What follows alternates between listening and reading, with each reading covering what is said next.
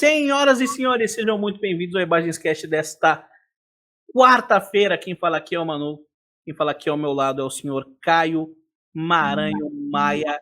E hoje a gente volta com o nosso ranking, trazendo um ranking sensacional para vocês. Beleza, Caio? Bom dia, boa tarde, boa noite. E hoje a gente vai falar de debuts, nossa listinha de debuts de 5 melhores discos de bandas no debut de rock, heavy metal, mas antes os reclames do Manu para a galera.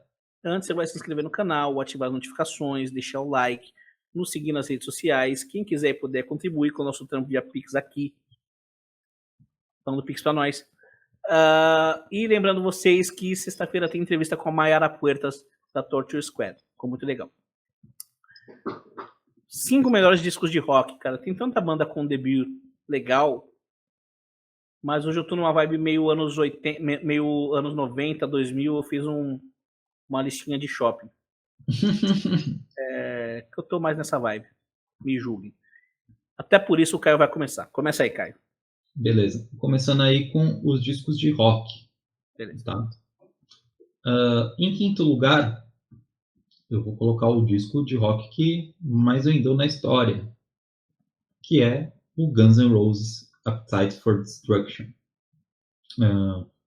Eu poderia colocar esse disco um pouquinho na frente? Poderia, porque esse disco chacoalhou a indústria do rock em 87. Né?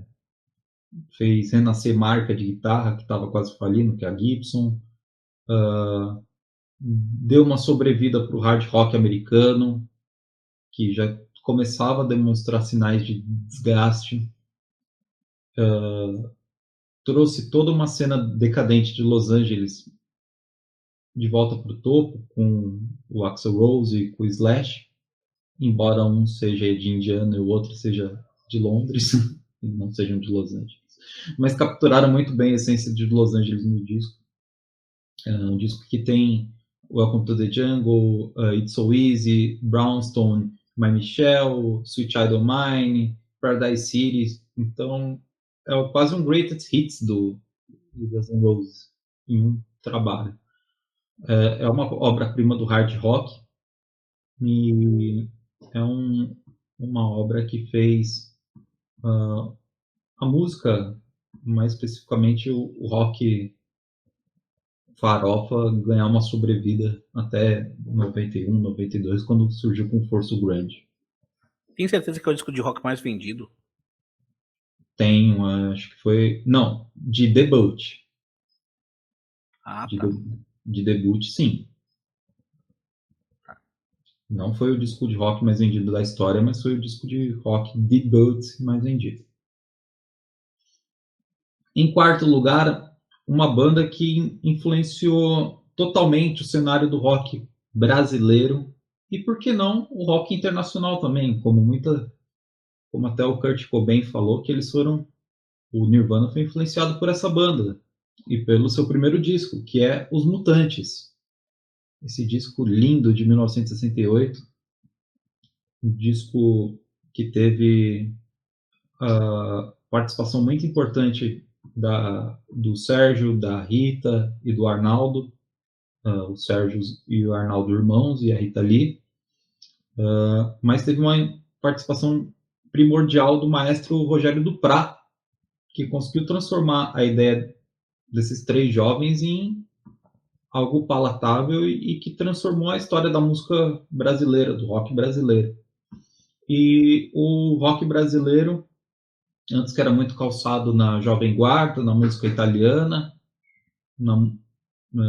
muito em regravação de músicas inglesas, principalmente dos Beatles, aqui ganha o marco zero na sua história. Um disco que tem Penis Essence, Adeus Maria Fulô, Baby, Bate Macumba, Trem Fantasma, Ave Gengis Khan, ou seja, é um disco que ficou para a história do rock brasileiro e influenciou todas as bandas nos anos 70 até o início dos anos 80, quando vem o B-Rock, que começa ali com a Blitz, entendeu? E a cena efervescente do Rio de Janeiro, mas os anos 70 inteiro foram influenciados pelos Mutantes. Até os Mutantes foram influenciados depois pelos Mutantes, quando houve a separação da banda e só ficou o Sérgio Dias.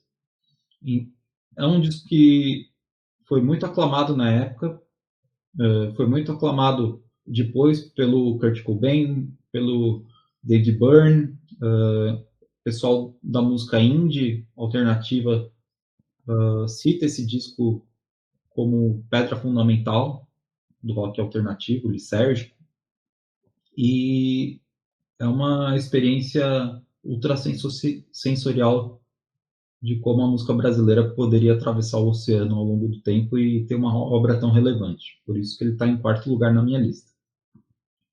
Em terceiro lugar, vem um outro disco que influenciou a história da guitarra elétrica, mas no lado de lá do oceano, que é o Jimi Hendrix Experience, com a Re-Experience, que é uma obra-prima do rock and roll.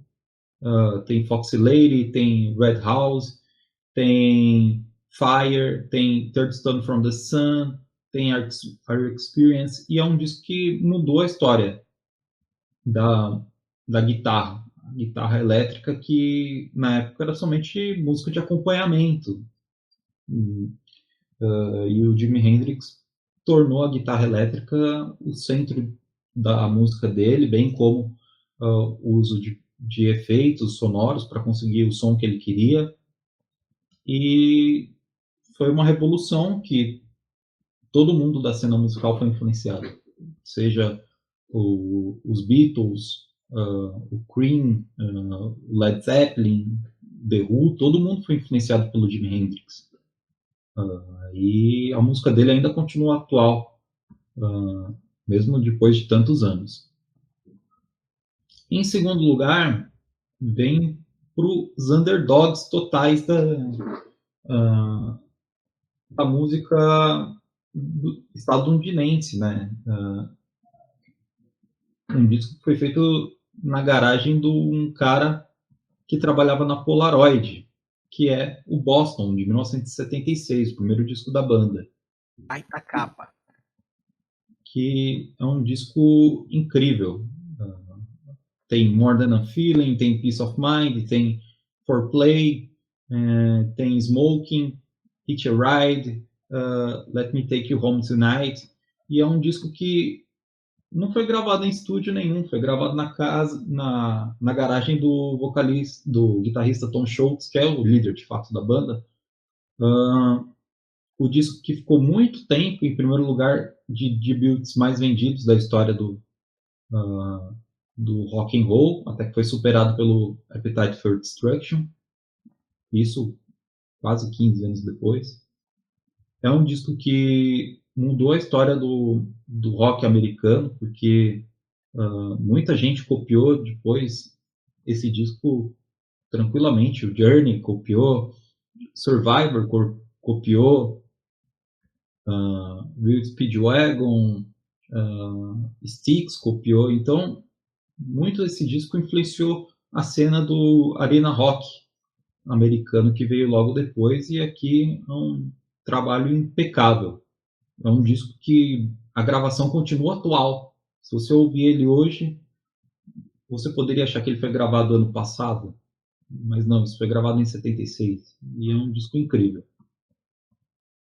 E, em primeiro lugar, a obra-prima do hard rock, do rock e dos debuts, para mim, que é o primeiro disco do Van Halen, lançado em 1978. Se o impacto que o Jimi Hendrix fez na guitarra em 67 foi enorme, aqui então catapultou de vez não só a guitarra, mas o hard rock americano por um nível estratosférico que muita banda demorou para conseguir alcançar, o que os irmãos Van Halen com o David Lee Roth e o Michael Anthony conseguiram. É um rock que na época se levava a sério demais, e daí eles trouxeram a energia jovial e boas músicas, porque só energia não faz nada. Daí você tinha Running with the Devil, você tinha Eruption, em Talking About Love, I'm the One. I'm the One, para mim, é a minha música preferida do Van Halen. Tem Ice Cream Man, On Fire, é um disco espetacular. Tem regravação do The Knicks, do You Really Got Me. Muita gente acha que é do Van Halen, de tanto original que soou. E é um disco que fundou o que o hard rock americano soaria nos anos 80. E se você juntar o disco do Boston com o disco do Van Halen, é o hard rock americano, mas aqui resiste muito mais ao teste do tempo as músicas do que propriamente no Boston. O Boston pode ter sido melhor na sonoridade, mas aqui o trabalho que toda a banda fez, principalmente o Ed, sobreviveu à história. E agora vamos falar dos discos de metal. Em quinto lugar, muita gente acha que esse é um disco de rock, mas eu considero de metal porque vai influenciar uma galera do heavy metal e até mesmo o surgimento de estilos de heavy metal, que é o primeiro disco do Rage Against the Machine, lançado em 1992, o disco que foi a pedra fundamental do new metal. Embora muita gente discorde disso, eu acho isso totalmente. Vai influenciar bandas como Limp Bizkit, como Korn, como outras tantas bandas. E fora as músicas que são sensacionais. Você tem Killing in the Name, você tem Bomb Track, você tem Bullet in the Head, Know Your Enemy, Take the Power Back, Freedom. Então é um disco incrível, é um trabalho atemporal do Rage Against the Machine. Na minha opinião, o Rage Against the Machine é uma das bandas que nunca fizeram um disco ruim em toda a sua discografia. Sempre todos os discos são ótimos, na minha opinião. Em quarto lugar, eu vou colocar essa banda primeiramente porque esse disco consta um dos maiores sucessos, se não o maior sucesso dessa banda, e é um disco que basicamente 4 ou 5 faixas vai estar na lista de melhores da banda, e sempre a galera pede nos shows, que é o Angels Cry do Angra. Você achou que não ia ter Angra na minha lista ou na lista do Manuel? Achou errado. Então na minha não vai ter, não. Mas vai ter uma das duas. Um disco que tem Carry On, tem Time, tem Angels Cry, tem Evil Warning, tem Never Understand, não pode ser desprezado. E é um disco que o Angra entrou com o pé direito no mercado japonês, no mercado nacional, disco de ouro, que era uma coisa impensável para uma banda de heavy metal brasileira conseguir. E eles foram lá e conseguiram um trabalho incrível. Terceiro lugar vai ter uma pessoa que vai estar 2 vezes na minha lista. Eu não tenho culpas se ele fez 2 discos debuts bons, mas enfim, que é o Ozzy Osbourne. O primeiro disco solo dele, o Blizzard of Oz, que era o disco ou vai ou racha da carreira do Ozzy, né? Um disco que ele estava para ser mandado embora, estava com problema com drogas e casamento arruinado, tinha sido mandado embora do Black Sabbath, mas aqui o talento dele, principalmente o talento de um jovem chamado Randy Rhoads, fez toda a diferença. Com I Don't Know, Crazy Train, Mr. Crowley, Steal Away the Night, Goodbye to Romance, Sweet Side Solution, são faixas que constam ainda no setlist do Ozzy até hoje, se ele quiser, que são obras-primas e é um disco atemporal. Você disse que você meio que deu spoiler, né? Você disse que ele vai aparecer 2 vezes na sua lista, e como ele só tem uma carreira solo em uma banda, qual será o outro disco que ele vai aparecer, né, Caio? Parabéns por isso. Mas aí eu vou explicar com carinho, né? Calma. Em segundo lugar vai ter a banda da vida do Manuel, não é tanto a banda da minha vida, mas eu reconheço que eles tiveram um debut que influenciou toda uma geração de heavy metal, que é o primeiro disco do Iron Maiden, lançado em 1980. Um disco com Prowler, com Running Free, com Phantom of the Opera, Sanctuary, própria faixa Iron Maiden. É um disco que você tem que colocar na lista dos melhores. E não tem como você deixar ele de fora. Um disco incrível. Embora a banda tivesse problemas ali entre os integrantes, mas notavelmente entre o Steve Harris e o Paul Dayano, mas é um disco que sobreviveu muito bem ao teste do tempo, tirando a produção, que era fraca, mas tudo bem. E é um disco que merece estar com muita justiça aí. E em primeiro lugar, eu soltando meio que um spoiler, o primeiro disco do Black Sabbath, lançado em 1970, que é o disco que definiu o marco zero do heavy metal mundial. Tem gente que fala que foi o Led Zeppelin, mas eu não concordo.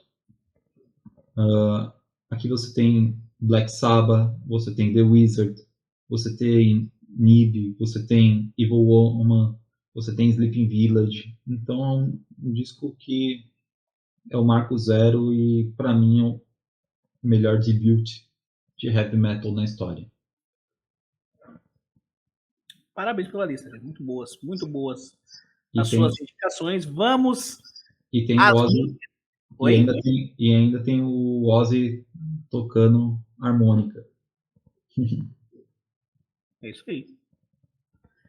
Então vamos às minhas indicações.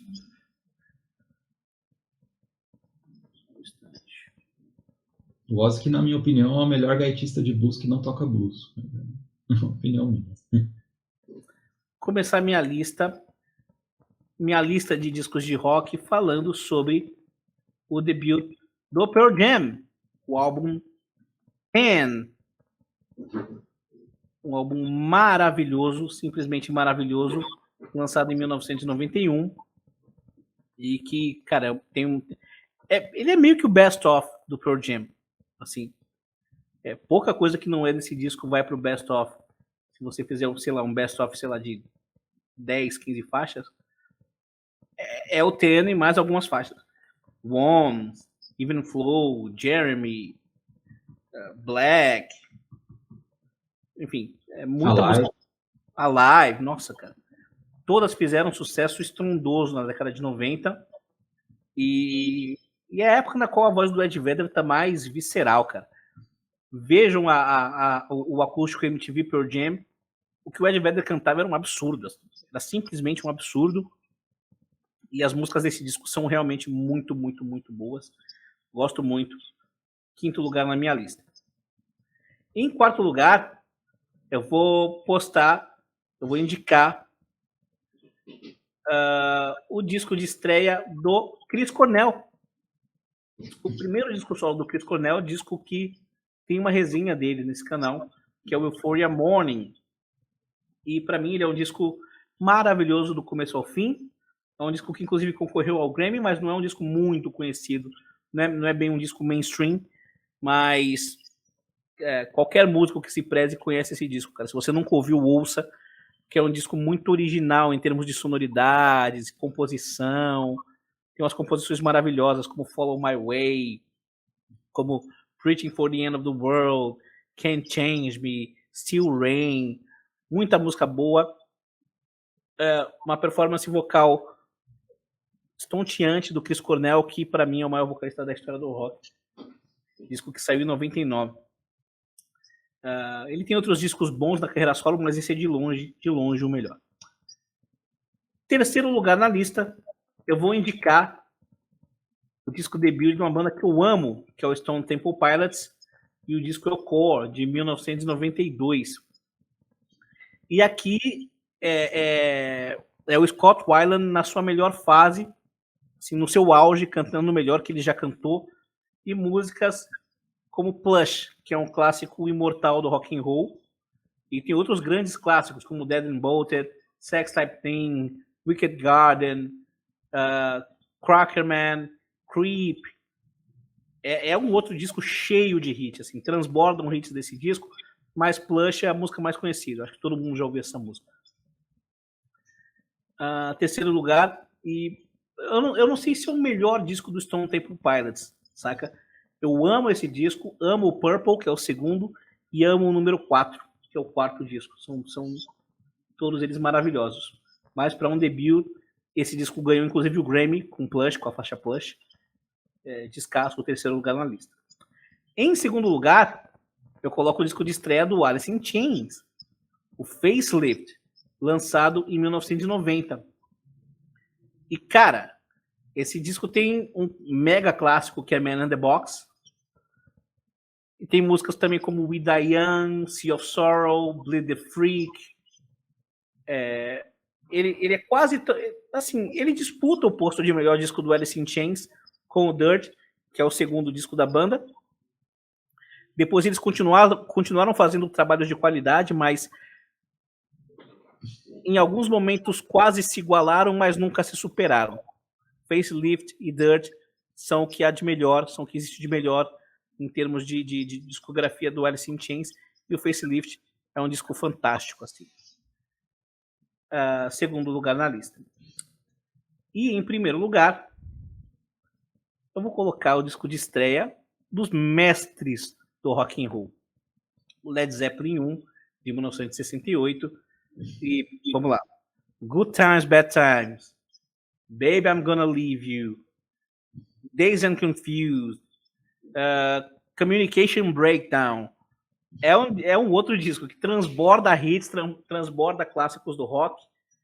E Robert Plant cantando um absurdo. Para essa época ele era um cara muito diferenciado, tá? Ele ainda continua diferenciado, é que hoje ele é um dos poucos vocalistas que soube adaptar a voz dele para as mudanças, entendeu? Ele não vai cantar igual cantava na época. É que naquela época o cara que atingia notas altas ele era muito superestimado, assim, muito colocado no pedestal, e ninguém atingia as notas do Robert Plant. Eu lembro que o Ian Gillan falava que tinha meio que inveja do Robert Plant porque ele não conseguia atingir as notas que ele... O Ian Gillan não, o Ian Anderson, do Jethro Tull. Eles fizeram um turnê juntos e ele meio que tinha uma inveja do Robert Plant porque ele não conseguia atingir as notas do Robert Plant. Ele era um cara muito fora da curva, assim, além de ser bonitão, loiro, olhos azuis e tudo mais. E Jimmy Page na guitarra, né, cara? Falar o quê? John Paul Jones, John Bonham, sei lá, mano. É o Dream Team do rock and roll. Vamos lá para os discos de metal. E aí eu vou começar a minha lista com 2 disquinhos de metalzinho de shopping.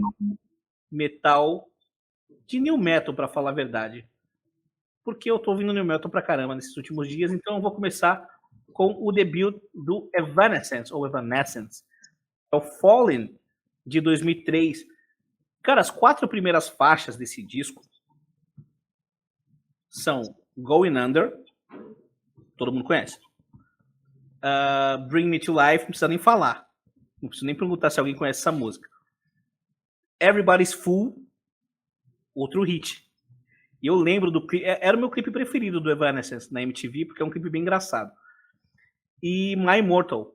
Essas são as 4 primeiras faixas do disco. Então, começa assim, uma arrasa quarteirões de hits, e tem faixas como Tourniquet, como Imaginary, como Haunted. Haunted é uma baita música, eu gosto pra caramba dessa música. E eu acho que o setlist do disco todo ainda faz parte do setlist da banda até hoje, saca? É um disco cheio de hits. Eu acho, se não me falha a memória, se eu não estou mal informado, é o disco de rock que mais vendeu no século. Que mais vendeu no século. Porque o próximo disco que eu vou postar na minha lista, ele é de 2000, mas ele é da década de 99. Ele vendeu mais do que o Fallen. Já dá uma dica para vocês saberem qual é. Mas o Fallen vendeu perto de 20 milhões de cópias. Acho que foram 17, 18 milhões de cópias. Então, eu acho que até hoje é o 5º disco no século que mais vendeu. Poucos discos venderam mais do que o Fallen. Foram discos, acho que do 50 Cent, do Eminem, da Adele, sabe? E tem aqui a Emily no auge da voz dela, cara. Ela ainda canta pra cacete. Hoje, ela ainda canta pra caralho. E canta perfeitamente as músicas desse disco. Mas aqui a voz dela tá, assim, cristalina e saindo com muita facilidade. Dá pra notar hoje. E não demitia tanto. Mas ela não demite tanto. Isso aí é fake news. Hoje ela é muito mais técnica. Hoje dá pra notar que ela é muito mais técnica e ainda atinge as notas. Em alguns shows ela dá umas cagadinhas, mas é normal, cara. É normal. Adoro esse disco, muito bom. Ouçam Sem Preconceito, que é um disco que vale a pena ouvir. Na sequência, vem um outro disco de New Metal, que eu acho que é o disco essencial de New Metal. A gente vai fazer um vídeo essencial de New Metal, e esse vai estar na minha lista. Esses dois. Hybrid Theory, que é de 2000, então ele é da década de 90. E o Hybrid Theory, cara, tem Paper Cut, One Step Closer, A Points of Authority, Crawling, By Myself, In the End, A Place for My Head. Esse disco, assim, eu ouso afirmar que se você ouvir ele do começo ao fim, se você nasceu na década de 90, no começo da década de 90, você conhece todas as músicas desse disco. Alguma parte você conhece de todas as músicas desse disco. Porque é um disco que fez um sucesso estrondoso. Me deu que nem água. Nossa senhora. É que eu acho que o Linkin Park depois teve o segundo disco, o Meteora, e logo após isso não teve tantos trabalhos bons assim. Que acho que eles enverdaram para uma sonoridade mais pop, enquanto o Guns N' Roses teve o Lies, teve os dois Use Your Illusion, que são discos excelentes, pelo menos esses três, né, se você considerar o Use Your Illusion. Hã? Se considerar o Use Your Illusion é um disco duplo. Sim, sim. E também teve o Spaghetti Incident, que se não é um... É um disco de cover, entendeu? Mas não é um disco ruim. Eu acho ele bom, mas não. Ele não é ruim. Eu acho que são duas bandas equivalentes. Ambas lançaram 2 discos mega populares. E o Meteora vendeu pra cacete também. O Meteora tem muita música boa, cara. Fenty é sensacional, cara. Summer I Belong, nossa, cara. Não, é muita música boa. É que depois o Linkin Park vai dar uma escorregada feia no One More Light, né? O Ministry Midnight, que é o terceiro, ainda é muito bom. Eu acho muito bom. Mas depois é ladeira abaixo. Bom, comecei minha lista com 2 discos de New Metal. Agora vamos seguindo com um disco de metal raiz para um cacete. Que é só isso aqui, meu amigo. Só isso aqui. Holy Diver, de 1983. O debut do mestre Ron James Dio. E é um disco que tem Stand Up and Shout. A faixa título é um clássico incontestável do heavy metal. Don't Talk to Strangers, Rainbow in the Dark. Assim, a performance do Dio aqui em cada música é espetacular. Eu acho que o trabalho, principalmente do Vivian Campbell, na guitarra é muito bom. O Vinny Appice toca bateria aqui. E eu acho que é um disco de estreia melhor até do que o Blizzard of Oz. Tão bom quanto, no mínimo. Acho que são discos equivalentes, saca? Mas eu prefiro o Holy Diver do Dio, cara. É um descasso. E o Dio, pra mim, sempre vai ser talvez o maior vocalista de heavy metal da história. Quem sabe? Talvez a gente faça... Agora, a minha opinião, né? A carreira solo do Dio só foi boa quando o Vivian Campbell tava lá. Depois, todos os álbuns foram muito irregulares para ruins. A gente pode fazer um debate sobre isso, ó. Quem sabe? O que vocês acham? Fazer uma análise. Seguindo. Segundo lugar. Meu Ghost maravilhoso. Essa banda maravilhosa. Do Candidato Padre. Nem fala, mano. Até eu fiquei ofendido de ver isso. Mas, cara, eu amo Ghost. Desde a primeira vez que eu ouvi Ghost. E que capa linda, bicho. Essa capa é lindíssima. Lindíssima. Disco de 2010, Opus Eponymous. E, cara, tem Conclave com Dio, tem Ritual, tem Elizabeth, tem Satan Prayer, Prime Mover, Nemesis. É um disco bem curto, tem pouco mais de 30 minutos, curtinho. Todas as músicas são boas, todas as músicas são agradáveis. Então, eu recomendo demais que vocês ouçam esse disco sem preconceito. Rola um preconceito com Ghost por causa das fantasias, a temática mais obscura, mas a banda é maravilhosa, o disco é maravilhoso. Segundo lugar na lista. Só não está em primeiro, porque em primeiro lugar eu tinha que colocar Kill 'Em All, outro disco de 1983. E, cara, falar o que do Kill 'Em All? Os caras tinham acabado de demitir o Dave Mustaine e lançam uma pedrada dessa, com Hit the Lights, Jump in the Fire, Whiplash, Seek and Destroy, Phantom Lord, Metal Militia, sei lá, mano. Anastasia. Não entendi? Anastasia, que é o solo do Cliff Burton. Cara, o disco é todo bom. E era o começo de um reinado no thrash metal, né? Daí em diante eles iam melhorar com Hide the Lightning, com Master of Puppets, Injustice for All, iam dominar o mundo com Black Album, mas o Metallica já mostrava o potencial desses caras, né? Mesmo com o Kirk Hammett, que é um cara que tem lá seus... Todo guitarrista tem seus problemas com o Kirk Hammett, não deixa de ser um grande disco e de ter o primeiro lugar na minha lista. O que você achou da minha lista, Caio? Eu achei excelente. Na verdade, acho que os guitarristas não têm problema com o Kirk Hammett. Eu acho que os guitarristas têm problema com o Auá do Kirk Hammett. E é o Kirk Hammett que liga o Auá dele. Então o problema também é com ele. Mas eu acho que é uma identidade que ele surgiu. Se você ouve o solo do Metallica, automaticamente você vai saber que é o Kirk Hammett por conta do Auá e por conta da técnica dele. Hã? E você vai ter um problema com isso. Não, eu não tenho problema. Do Kirk Hammett. Eu não tenho problema, não. Eu gosto do Kirk Hammett. Eu também gosto dele, mas eu tenho alguns problemas com ele. Assim, guitarristicamente falando.